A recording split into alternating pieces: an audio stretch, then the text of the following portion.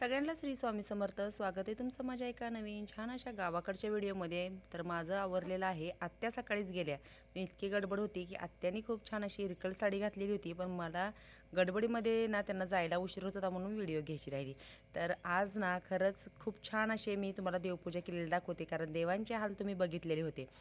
छान मस्त इथलं उंबरा सगळं खालचं धुवून घेतलेलं आहे.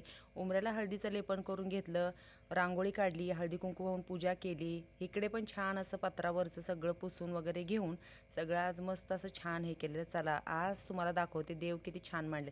मी काय करणार आहे, देवाला पण खूप छान असं फडशीने देवारा करणार आहे, ते पण मी तुम्हाला दाखवेल. थोडीशी कामाची गडबड होती. काल काय झालं होतं, रानामध्ये ना कांदा लावायचं काम चालू होतं ना, तर मला असं वाटत होतं की दसऱ्या दिवशी छान देव त्याच्यावरती मांडावे, पण होईल ते पण मी करणार आहे. तर छान आज देव एका पाटीमध्ये मी काय केलं होतं, भरून ठेवले होते, म्हणजे ज्याच्यात मी देवपूजा करते त्याच घमेल्यामध्ये. पण आज छान चौरंगावरती मांडलेले आहेत. आता आत्या काय करणार, घट फक्त तिकडे काय होतं, माळ घालायला जागा आहे म्हणून मी तिकडेच ठेवलेत. तर काय काय करणार आहेत, आत्यांना जायचं आहे मंदिरात. आमच्याकडे आहे परडी, मग ती परडी घेऊन बसावं लागतं. मग मी मागून गेले सगळं नैवेद्य वगैरे बनवून घेऊन. तर इंदू मावशी बघा, बरेच मला म्हणजे कमेंटमध्ये होतं की इंदू मावशी दिसत नाही, तर ते ह्याच गोंधळात असतात, फेरीला वगैरे जायचं. तर रात्री मी तुम्हाला कालच्या रात्रीच्या व्हिडिओ दाखवलं होतं. हे आमच्या इथलं मंदिर आहे, तुळजापूरच्या देवीचं आणि ह्याच्या येडाईचं मंदिर एकत्र असं आहे.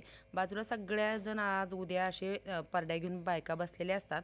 ज्यांच्याकडे परडी आहे ते असे सगळे छान घेऊन परडी बसलेले असतात. माझं सगळं छान असं देवदेव झालेला होता आणि मी आलेले होते घरी. तर मला कमेंट आली होती की ताई तुम्ही उपवास नाही का सोडला. तर आमच्याकडे काय करतात, तिथेच काय करायचं, सगळं झालं परडी वगैरे भरून झाल्या की काय करायचं, ज्या परड्या घेऊन बायका बसलेल्या असतात त्यांच्याकडे आहे ना जोगवा मागायचा. मग छान असे हे ते त्यांच्या जे परडीतला जोगवा असतो, नैवेद्य असतात, ते आपल्याला देतात आणि मग घरी आल्यानंतर छान ते नैवेद्य खाऊन उपवास आधी सोडायचा, अशी आमच्याकडे पद्धत आहे.